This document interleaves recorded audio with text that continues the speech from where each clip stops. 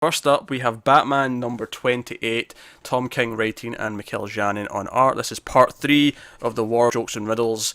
And first of all, can I just say that, I actually really like Catwoman's modern outfit.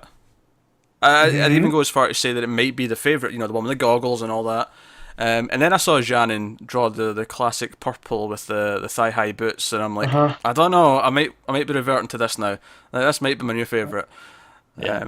To be fair though, I think it's so 90s, yeah. So for this supposed to be in the past, her being in that is just like a nice meta, not a meta commentary, but it's just like, yeah, it's the past. She wouldn't be dressed the same. Yeah, it kind of plays into the whole, the story that King's been telling between the two of them. The alternating versions of their early meetings. Yeah, and this is kind of playing into that still.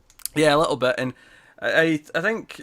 And I actually really like this part of the book. I know I've heard some complaints online that some people think it's stupid that, so he's telling her all this story and she's actually part of it. I'm like, oh, yeah, sure, but they make it very clear here that she is not a part of the overall scheme. Because he actually says, one notable person, opted out who didn't end up dead, and that's when we cut to Catwoman.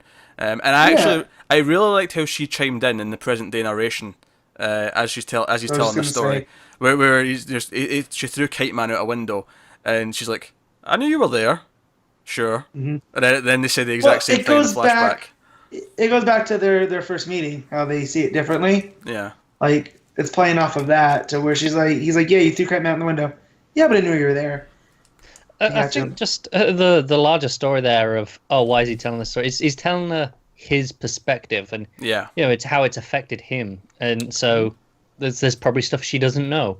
I imagine most of it. She'll know that this war happened, but the whole point of this story though is that he's building up to something he did that she needs to know before they can move forward, because it's something he regrets, or it's something that's a big part of his character, something that's. I'm feeling like it's going to be, this is him coming clean, because he proposed before this. Yeah. The whole arc started, and so he needs to clear his conscience, and whatever that is, I'm sure after what we saw in this issue.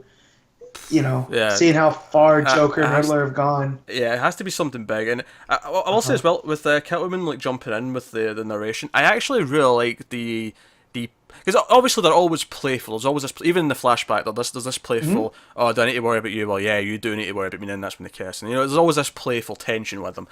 But in the present day narration from them, she actually apologizes for stealing the diamonds when when Batman woke up.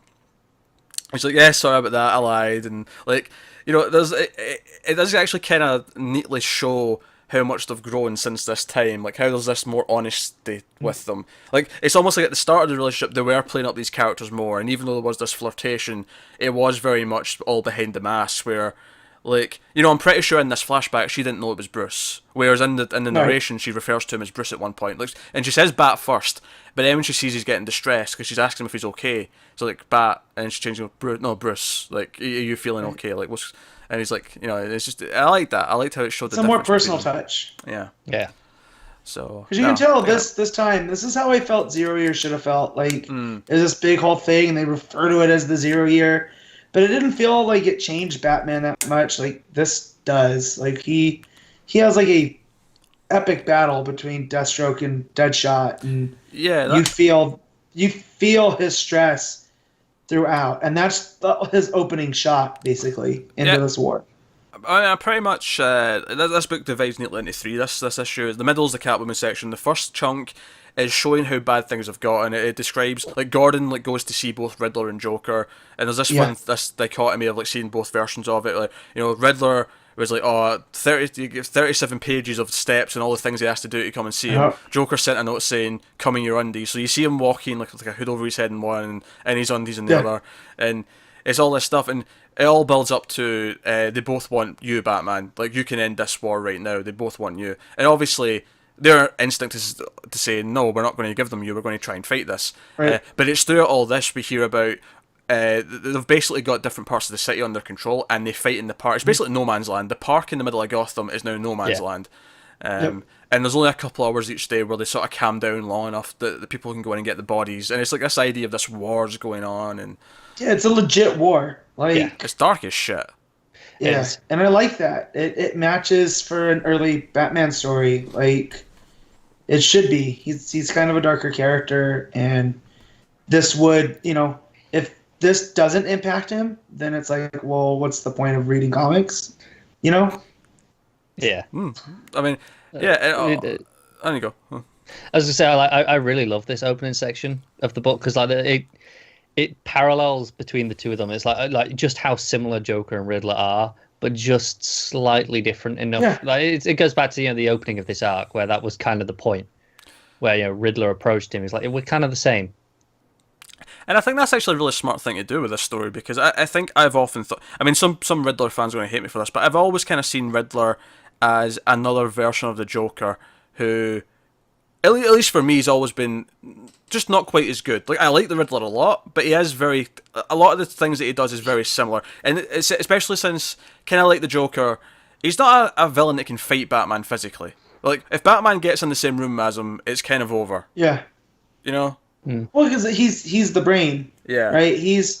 So if we're breaking these down into alignments, like for role playing, like Joker's like chaotic evil, obviously, right? Like, and then but on the opposite end of that is Joker, who's lawful evil. He has these rules he has to follow. Like that's his mania. Where the Joker's just a psychopath.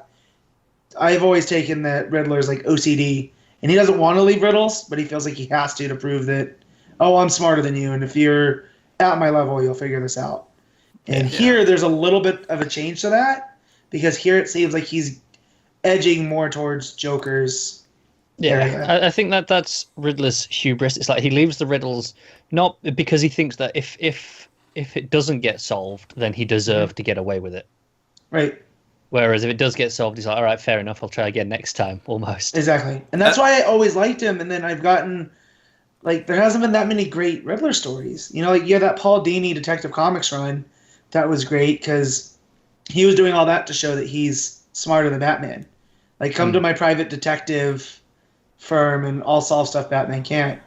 But then, when he's not used as well, and he's like Pete said, he's just like a version of the Joker that's not a physical threat. So once you beat his riddles, you've beat him. Yeah, and I think what was smart about this is that the fact that it's like real life. Like when you meet someone who is actually like you tend to end up fighting with them. Like you have because positive and negative attract. So two positives or two negatives kind of like clash, and it kind of feels like that. That's why this is spurred up this way, is because they are so similar. Well, yeah. Now that you say that, that's also the same with Batman and Catwoman. Like that arc that we got that I was a big fan of her backstory. How she would look in the orphanage, and there's the picture of Bruce with his parents. They're both kind of tragic figures in that way as well, and it's almost why they're drawn to each other, and the way that Joker and Riddler are repelled by each other. Actually, I think every section of this issue plays to that theme, because the first section is obviously, the Joker and Riddler and how they treat Gordon.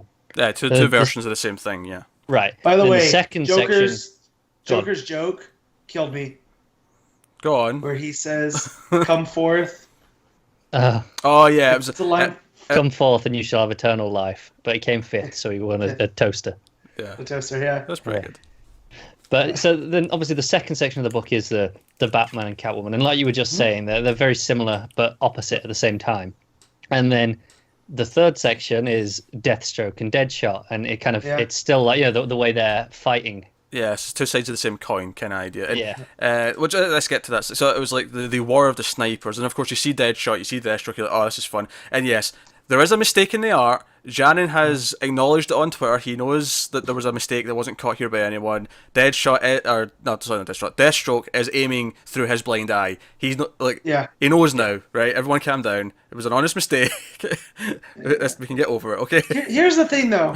I always feel with Deadshot versus Deathstroke that it's like Flash versus Superman in a race. Like if Deathstroke, I'm just calling him Deathshot. God damn it. They have similar names. It's hard at times. Yeah. If Deathstroke is a good or equal shot as Deadshot, then what's the point of Deadshot? Because that's like his thing. Is he's the preeminent marksman in the DC, like DCU. That's actually a very good comparison. Yeah, it's kind of like how Superman's pretty fast, but he's not as fast as the Flash, but he can do all these other things. Deathstroke is a good shot, but he's not as good a shot as Deadshot. Right. But he can do all these other things because he's a meta. I think it shows here he's good enough to hold his own. Yeah. But not good enough to just outright beat him. But talk about how dark this gets, because it's like, oh, this lasted 5 days, and it was like on and off for 5 days, and like day whatever it was, Deadshot blew up a building, and then this happened, and it's like you see all these 2-page spreads, all this carnage, and Batman's trying to catch up to him, and he eventually does. And I liked a couple of points here. Batman mentions that like he's going to try and fight these two like well-trained killers, but he's only about a year into this role at this point. Like I think he says, "Oh, I'm only a year since I was kicking a tree," which is a nice callback to year one actually, because that's one of the big things at the start of that book. You remember that quite vividly, and it's like, oh yeah, maybe he can't really take on Deathstroke in a one-on-one fight right now.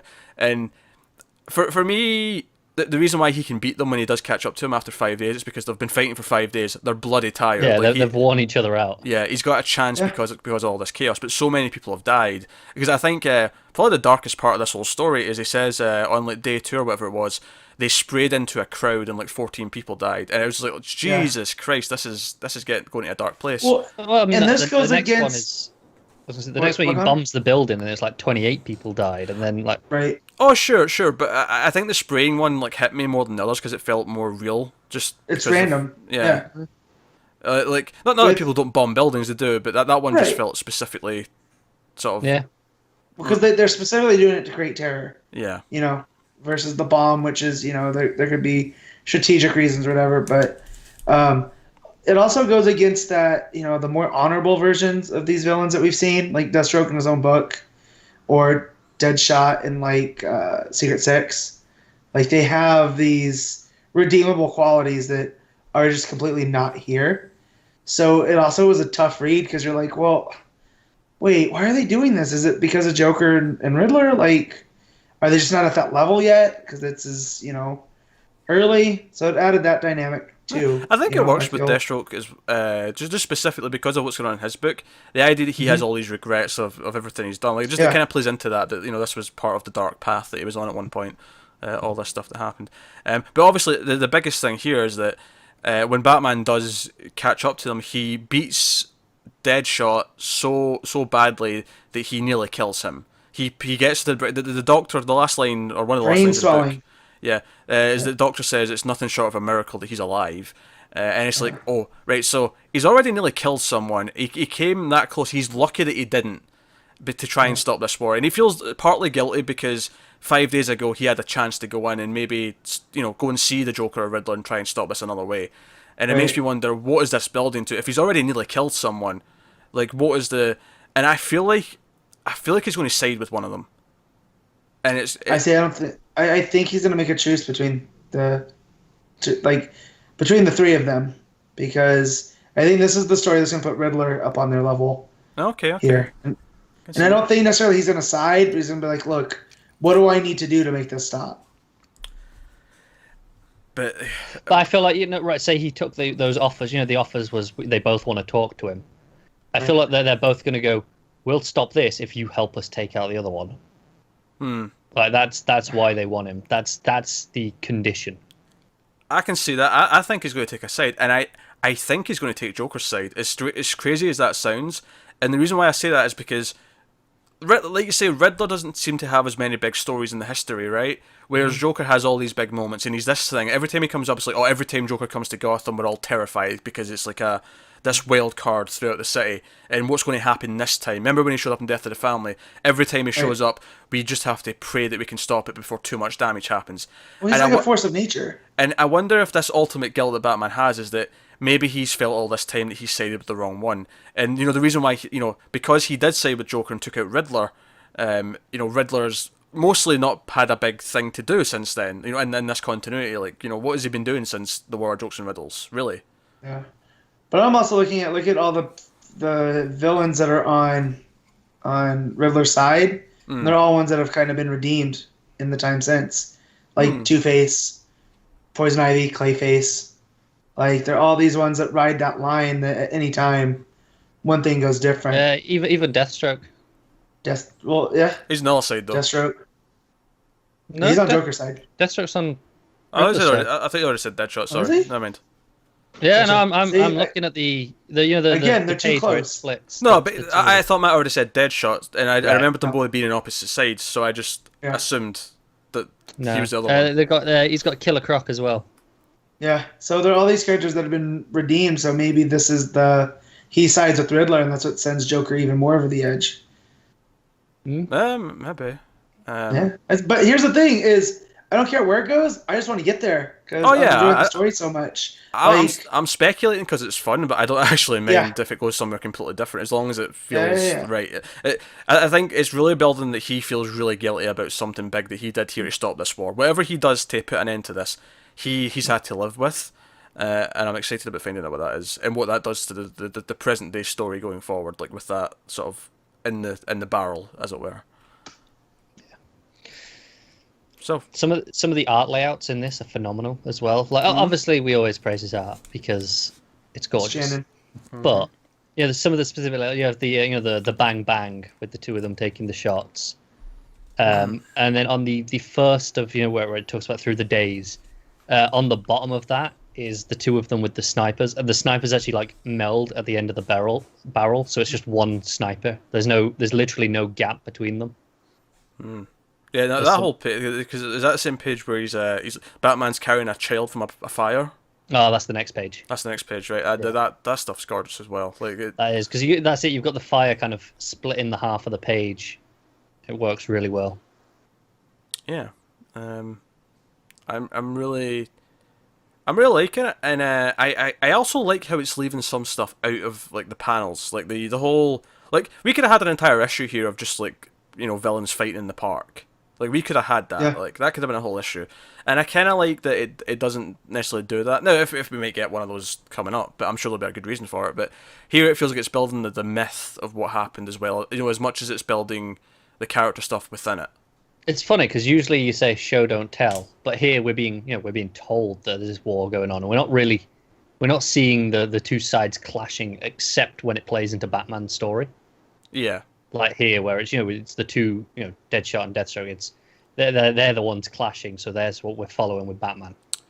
Yeah, I mean, there's something to be said about that. Show don't tell is typically the rule. I think sometimes you can tell and not show if you know why you're doing it. Here we're seeing the effects after these bad things have been happening. We see Gordon get carted off willingly to both villains, and so we do see some of the effect of it. Yeah, that's what Hemingway did. And a lot of his stories was you leave out the important parts and then talk around them. And then so the fact that there's a gap there, it fills in. It's like negative space with storytelling. And I feel that's what King's doing here, is there's a negative space there. Yeah, I think it's almost comparable to monster movies, like, with Alien. It's what you don't see that makes it scary. Yeah. It's almost like... Or Jaws. Yeah, it's almost like no matter what Janning could draw for that war... Yeah. Not seeing it and just hearing about the bodies being dragged out, once per day, fills your head with so much imaginative stuff. Like, it's, there's a fine line, of course, where it becomes too little of one or too much of the other, but riding it pretty well right now, at least for me. Like, I'm not feeling like it's missing important stuff. I agree. This is my favorite Batman story in a good long time. Like, that means a lot. Everyone knows. Everyone knows that.